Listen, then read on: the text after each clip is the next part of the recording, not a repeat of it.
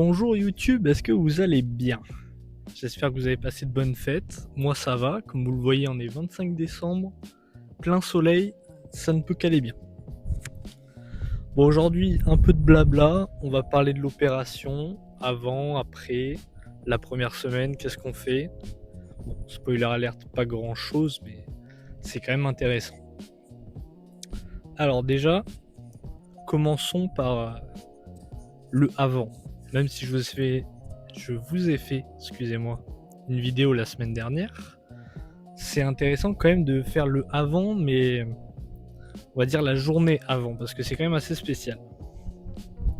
J'ai eu la chance, entre guillemets, d'avoir la tête occupée pour la semaine avant l'opération, ça permet de pas trop y penser. Mais en fait, à partir du moment où vous êtes à jeun, parce que pour aller au bloc, vous devez être à jeun depuis la veille, en fait, vous avez plus que ça à penser, entre guillemets, et ça commence un peu à vous bouffer. Donc comment ça se passe? La veille, on vous appelle, on vous dit monsieur, rendez-vous à telle heure.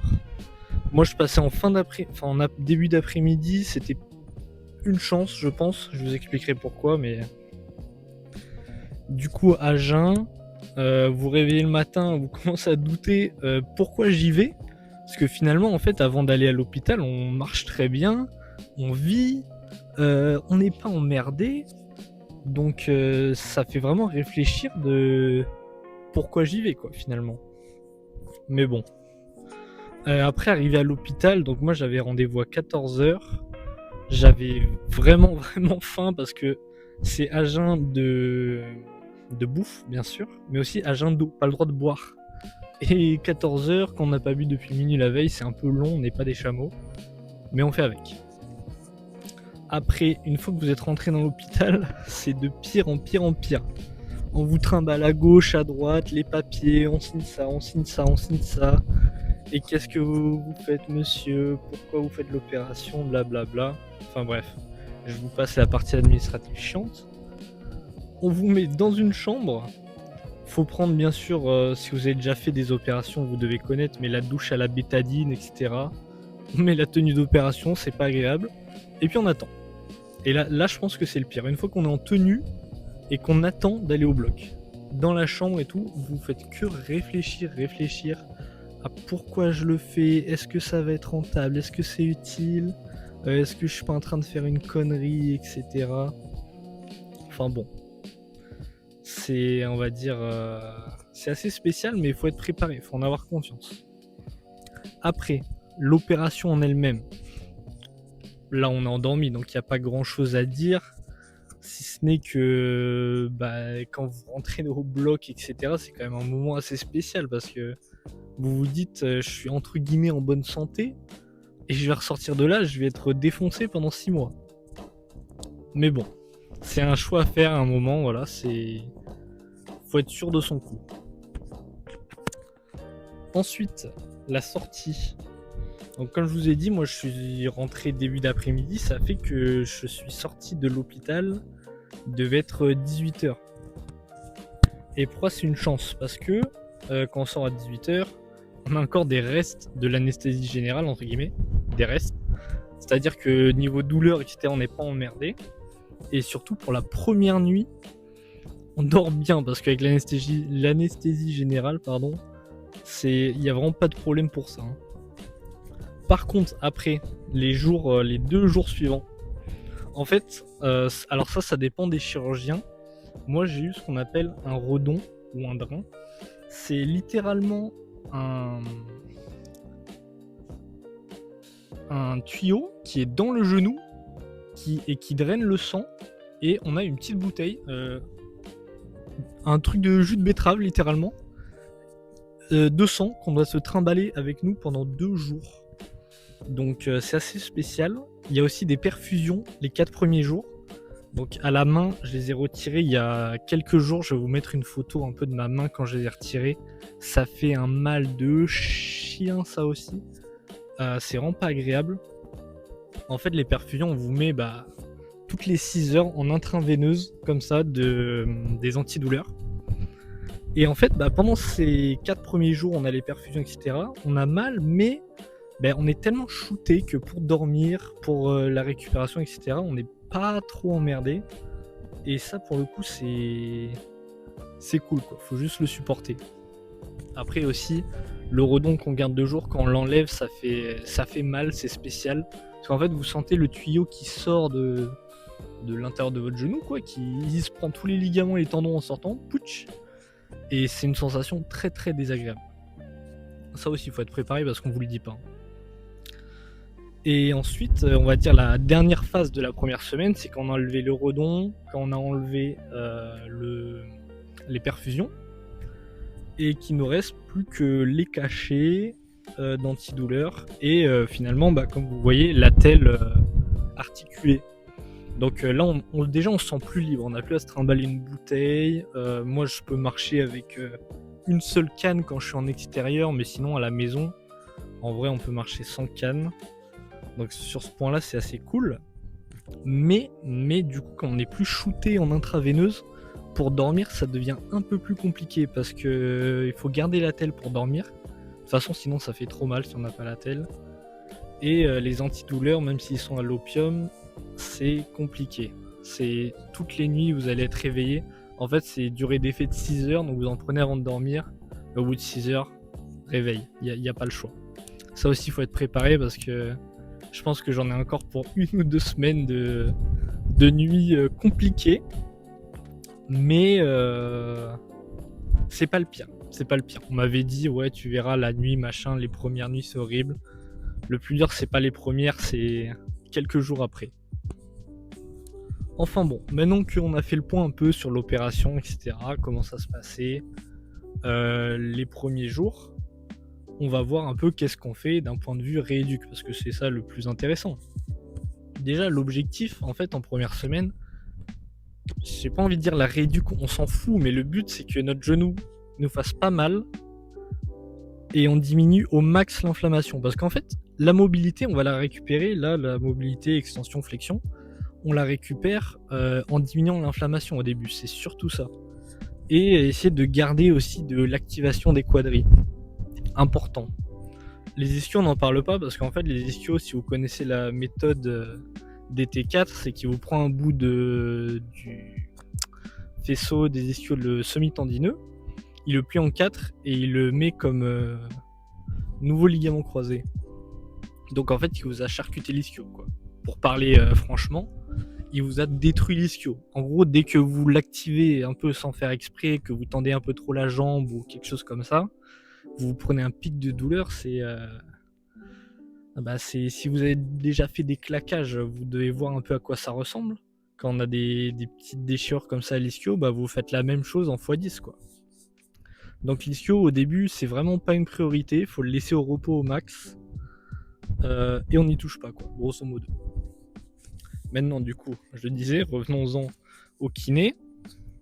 Kiné, moi j'ai commencé 4 jours après l'opération, je me suis fait opérer un jeudi, lundi, c'est ça. Donc je vais commencer par vous montrer ça, la séance de kiné un peu. Et là, du coup, comme c'est les fêtes, j'ai pas kiné, je vais vous montrer qu'est-ce que je fais chez moi, qu'est-ce qu'on peut faire en première semaine. Et voilà, ça sera tout pour cette fois, il n'y aura pas grand-chose. Beaucoup de blabla, mais c'est comme ça, c'est la vie, hein. Il faut être patient, Allez, go. Donc bien sûr, le kiné, on commence 4 jours après l'opération en général. Là, on commence par du kinésitech, donc tout simplement, on va plier, déplier la jambe de manière passive. Là, c'était 0,70 degrés, vous voyez que ça va très lentement. L'objectif, c'est juste, bien sûr, de récupérer de la flexion et de l'extension ici en passif. Et après, on enchaîne tout de suite avec les exercices de renfort. Donc, on va travailler les 4 faces. Là, on cherche juste à écraser le coussin, comme vous pouvez le voir à la contraction de mon quadriceps. Et ça sera très utile pour activer les quadriceps, mais tout en restant en chaîne fermée, parce que la première semaine, on n'a pas le droit de faire de chaîne ouverte, tout simplement. Ensuite, on enchaîne avec du travail de hanche. Donc là, c'est adducteur, ensuite abducteur Et ça brûle. On dirait pas, mais c'est le genre d'exercice, quand on les fait bien, on finit avec des crampes le lendemain. Et pour finir cette séance de kiné, la petite glace sur le genou, très important, avec les petits massages pour le drainage. Et l'électrostimulation. Qu'est-ce qu'on fait avec l'électrostimulation? On va activer en même temps qu'on nous envoie des charges, entre guillemets, pour potentialiser notre activation neuromusculaire qui est inhibée depuis l'opération. Donc très utile pour retrouver l'activation du quadri. On y va, ça part avec la proprioception. Donc hop, l'attelle, ça dégage. Là on se sent libéré un peu. Qu'est-ce qu'on va faire?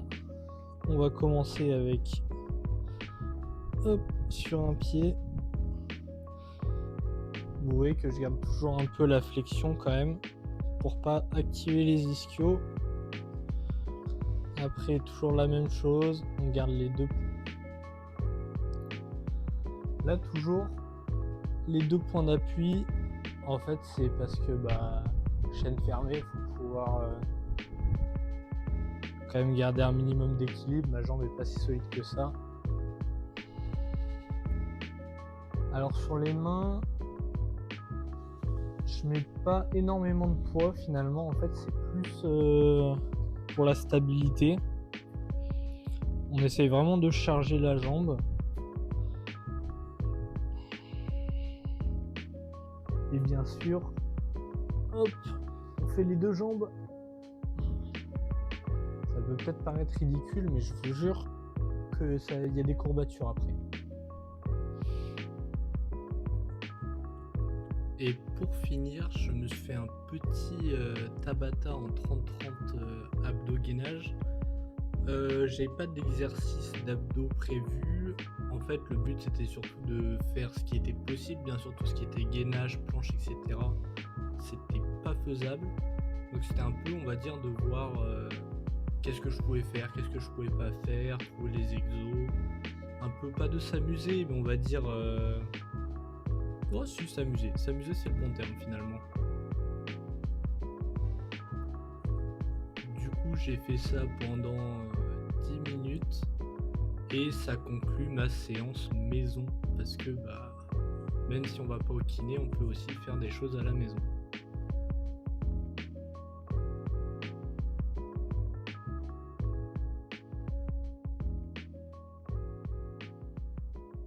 Bon, c'est tout pour cette première semaine, j'espère que ça vous aura plu. J'espère aussi que ça peut un peu dédramatiser, quand vous me voyez comme ça bouger tout la première semaine, dédramatiser l'opération des croisés. Parce que souvent ce qu'on voit sur les réseaux, surtout sur Insta, parce que je vous avais pas dit aussi, mais quand on va se faire opérer, on scrolle, on a que des réels sur les croisés, machin et tout, on voit des gens, toutes les situations, des gens qui arrivent pas à revenir, des gens qui reviennent en 2 mois, enfin bref, il y a de tout. Et il faut pas oublier qu'une bonne partie de ces réels, ça vient des US, et là-bas ils utilisent beaucoup le Kenneth Jones. Donc ça n'a rien à voir avec le DT4. C'est pas du tout la même opération. En France et en Europe, on est beaucoup sur du DT4. Et ça joue beaucoup au niveau de la récupération. La récupération après Kenneth Jones, certes, le nouveau ligament est plus solide, mais il y a énormément de complications de retour. Les gens ne peuvent pas marcher pendant 2 semaines après l'opération, ils n'ont même pas le droit de poser le pied. Donc faut pas avoir peur de ça, entre guillemets, parce qu'en France, normalement, à part peut-être si vous faites un sport très exigeant sur les croisés comme sport de contact foot US ou rugby, sinon il n'y a pas de raison que vous fassiez l'opération Kenneth Jones. Et voilà, c'est tout ce que j'avais à vous dire. On se retrouve la semaine prochaine, je l'espère, pour des choses peut-être un peu plus intéressantes. Pas encore. De toute façon, tant qu'il y a les